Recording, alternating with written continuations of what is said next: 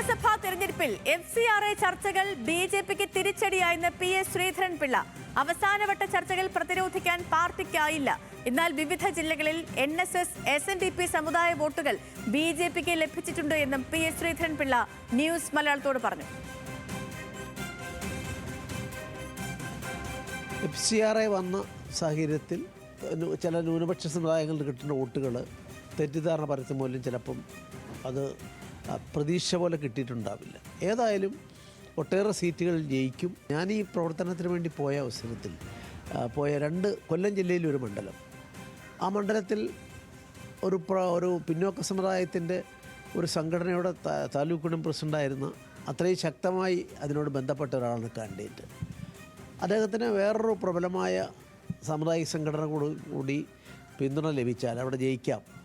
കൊല്ലത്ത് ആ മണ്ഡലം എനിക്കിപ്പം ഏറ്റവും പ്രതീക്ഷ നൽകുകയാണ്. ഞാനവിടെ പോയി അവിടെ നിന്ന് ഈ രണ്ട് സമുദായങ്ങളുടെയും പ്രബലമായ ഹിന്ദു രണ്ട് സമുദായങ്ങളുടെയും പിന്തുണ അയാൾ കിട്ടും എന്ന് ഉറപ്പുവരുത്തി.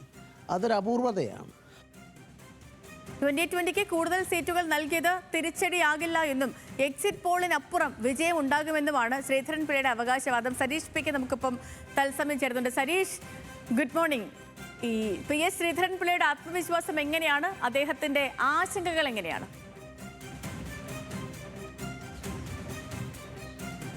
BJP കഴിഞ്ഞ ദിവസം നേതൃയോഗം ചേർന്നിരുന്നു. ആ നേതൃയോഗത്തിൽ 2 അക്ക സീറ്റുകളിലേക്ക് എത്തും എന്നുള്ളതാണ് കണക്കുകൂട്ടൽ എന്നാണ് PS ശ്രീധരൻപിള്ള പറയുന്നത്. പല മണ്ഡലങ്ങളിലും കഴിഞ്ഞതിനേക്കാൾ കൂടുതൽ വോട്ട് നേടാനാകും, പല മണ്ഡലങ്ങളിലും 2ാം സ്ഥാനത്തേക്ക് എത്താനാകും എന്നുള്ളൊരു കണക്കുകൂട്ടലുകളിലാണ് BJP ഉള്ളത്. അതിൽ കൃത്യമായി ഏതൊക്കെ മണ്ഡലം എന്ന് പറയുന്നില്ലെങ്കിൽ പോലും കഴിഞ്ഞ തവണത്തേക്കാൾ ഒരു ജനവികാരം BJPക്ക് അല്ലെങ്കിൽ BJPയോട് അനുകൂലമായ ജനവികാരം ഉണ്ട് എന്നുള്ളത് തന്നെയാണ് BJP വിലയിരുത്തുന്നത്. അതിനപ്പുറത്തേക്കാണ് ചില ആശങ്കകൾ കൂടി അദ്ദേഹം പങ്കുവയ്ക്കുന്നത്. അതിൽ പ്രധാനമായും പറയുന്നത് FCRAയുമായി ബന്ധപ്പെട്ടാണ്.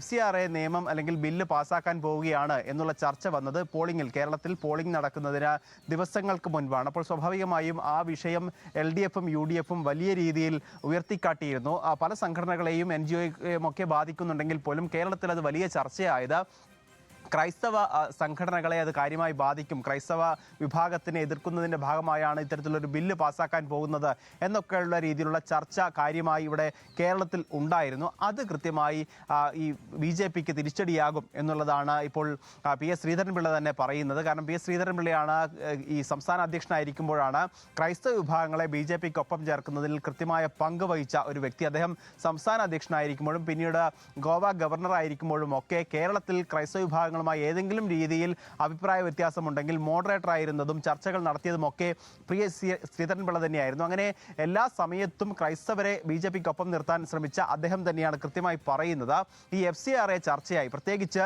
LDFും UDFും അത് കൃത്യമായി ഉയർത്തിക്കാട്ടി അതിൻ്റെ ഡീമെറിറ്റുകൾ അല്ലെങ്കിൽ എന്താണ് എന്നുള്ളത് കൃത്യമായി ജനങ്ങളിലേക്ക് എത്തിക്കാൻ ശ്രമിക്കുകയും തെറ്റിദ്ധാരണ പരത്തുകയും ചെയ്തു. അത് കൃത്യമായി വിശ്വസിച്ച ചില സംഘടനകളും ചില നേതാക്കളും BJPയിൽ നിന്ന് അകന്നു നിൽക്കുകയും ആ വോട്ട് BJPക്ക് ലഭിക്കാതാവുകയും ചെയ്യുന്നൊരു സാഹചര്യമുണ്ട്.